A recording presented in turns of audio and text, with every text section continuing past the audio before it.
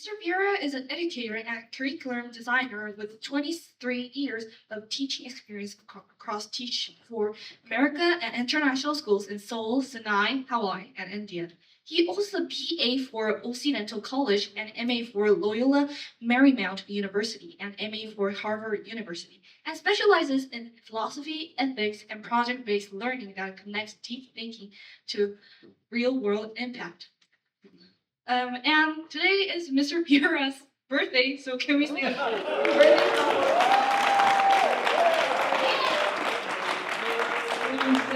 Happy birthday. So let me record this. Yeah.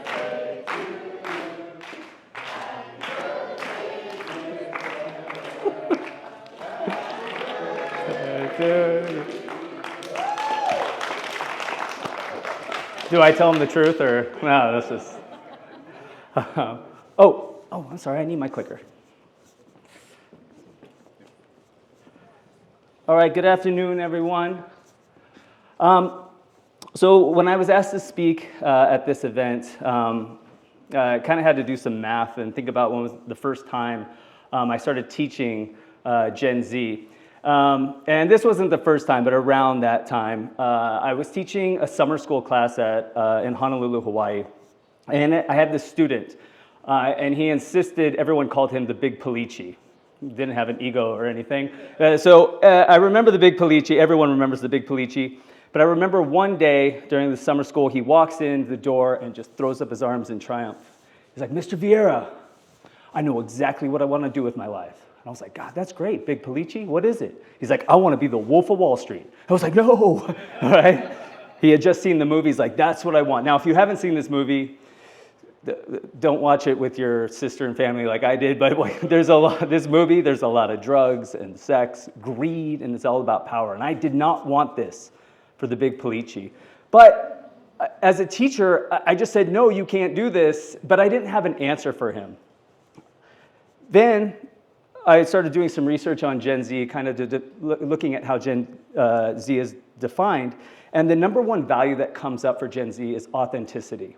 So I want to dedicate this TED Talk to the Big Palichi, because now I think I finally have an answer for him. And I want to dedicate it to Gen Z and this wonderful value of this to strive to be authentic. So how does someone become authentic? How does someone become real? I thought about this for a while, and the answer for me is obvious. It's ethics.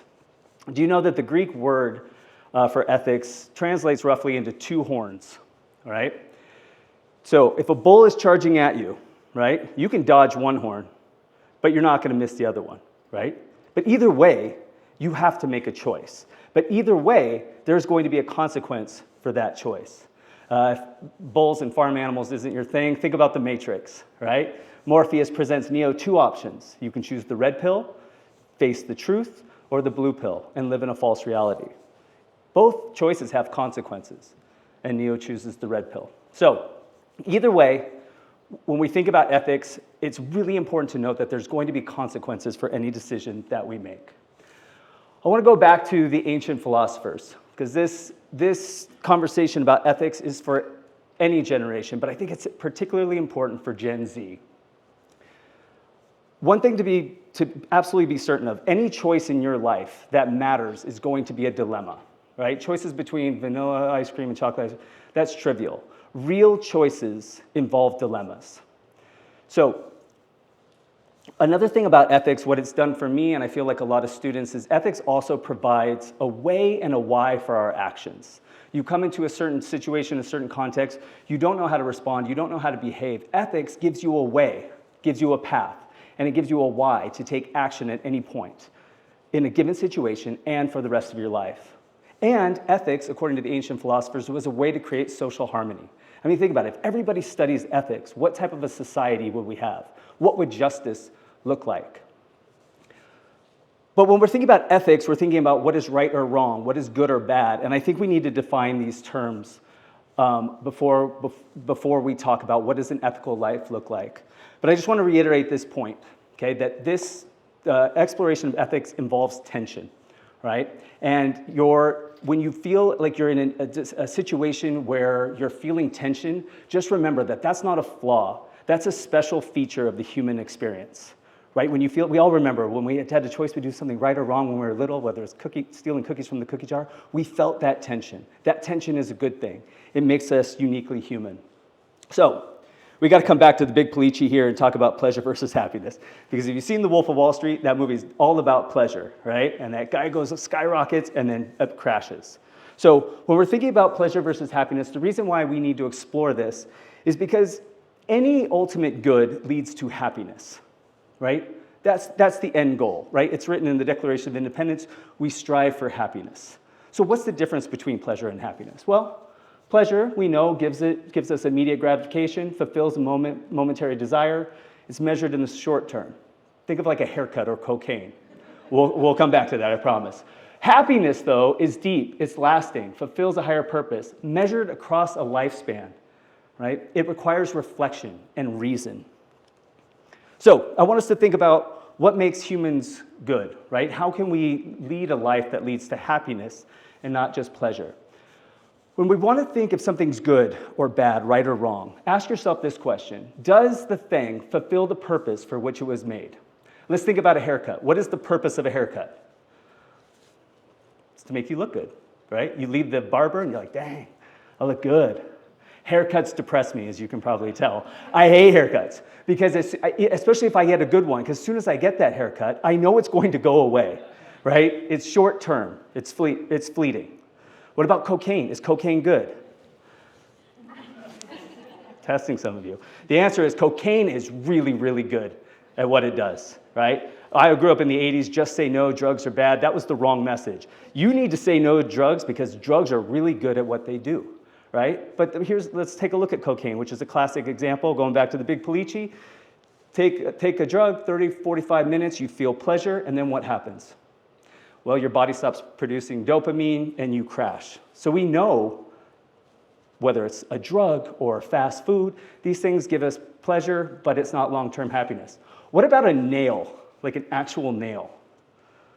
Well, I think nails are kind of like an ultimate good in many ways. Because you get enough nails, you get enough pieces of wood, you can build a house. A house provides shelter, memories, keeps your family safe. So we've talked about some trivial things, but what makes humans good? What is our purpose on this planet? And I want to go back to Aristotle. Our greatest strength is our capacity for reason, our ability to wonder, to reflect, to ask why, to calculate, to weigh pros and cons is what separates us from all other species on this planet. I guarantee you, there's not a group of tigers right now in like Southeast Asia going, oh, I wonder what it means to be a tiger, right? Tigers don't do that. We're here in this building talking about ideas, right? Using our ability to wonder and reason to have this conversation. So to succumb to pleasure would not be to live up to your full potential. And I agree with Aristotle that our full potential is up on this slide right now. So let's get into like actually practicing some ethical dilemmas. I'm sure most people have heard of the trolley dilemma, right? You have the ability to pull a lever, right? There's a train going down a track, it's going to kill 5 people. If you pull the lever, you can save the 5, but you're going to kill 1. What do? Well, when I have this conversation with most students, about 75 to 85% say they're going to pull the lever, kill the 1 over 5, right?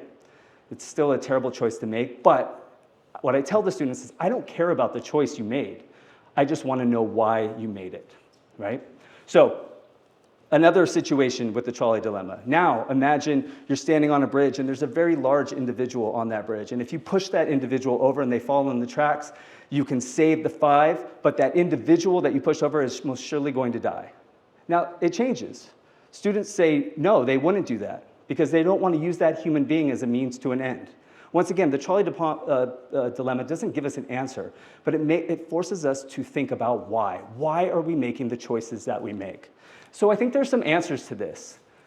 You may have heard of utilitarianism by Jeremy Bentham and John Stuart Mill, right? And simply put, utilitarianism is the greatest happiness for the greatest number of people. It's really simple and really straightforward. The strength, especially in homogeneous societies, is that people that share the same values, ethics, and beliefs, this system works like a charm. This system gets really difficult in countries like India and the United States, where we live in pluralistic societies, because there are many minorities. And so we can't just wholeheartedly adopt utilitarianism.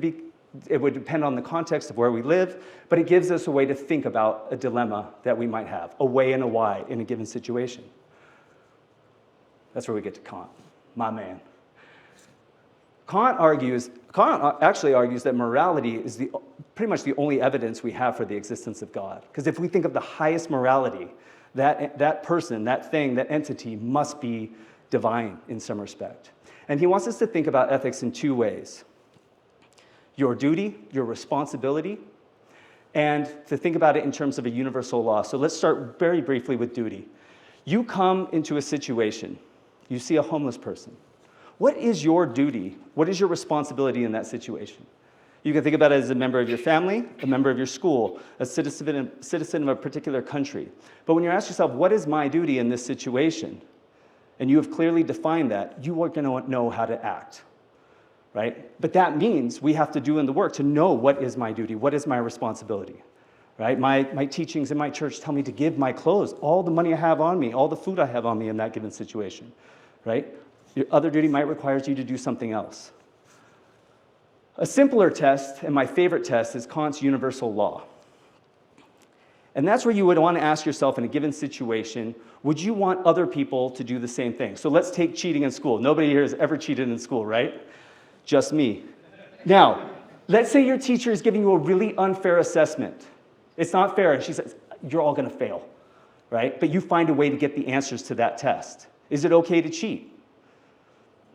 Seems like it would be appropriate in that context. But then you have to ask yourself, would you want everybody else to cheat in that situation? And if you can apply to that universal law, right, if you would not want others to behave that way in a certain situation, you can say, according to Immanuel Kant, that you are doing the right thing in that given moment. So, does living ethically matter? Yes, but there's no algorithm for being good. Ethics does not give us comfort. It gives us responsibility. And I would argue the most celebrated figures in our human species, people like Nelson Mandela and Gandhi, are remembered forever, not because of their wealth, not because of any material gains, but because they lived ethically. And they did things and they made choices and sacrifices for a cause far greater than themselves. Gandhi spent 6 to 7 years in prison fighting against the British. Nelson Mandela spent 27 years fighting against apartheid, making a choice, facing one of the two horns. We don't remember Socrates because of how he lived. We remember Socrates for how he died. He had a choice. He could have gone away free. He's like, nope, I choose to die for my beliefs. That's immortality. That's authenticity. So, Gen Z, few things to take away. If you are not prepared to say no to something, you have already said yes to it. We need to prepare this generation and subsequent generations to say no. I stand against this. I will not do it, right? Living ethically will not make you perfect, but I promise it will make you authentic. Choice is the greatest and the most terrifying gift that we possess. Use it or lose it. The one answer you cannot give in the trolley dilemma is I choose not to do anything and I don't know why. Inaction is not an option, right? Ethics is standing between two horns and not being afraid and not backing down, right? So, Gen Z, do not back away from the bull, do not look away, and always remember to say no. Thank you.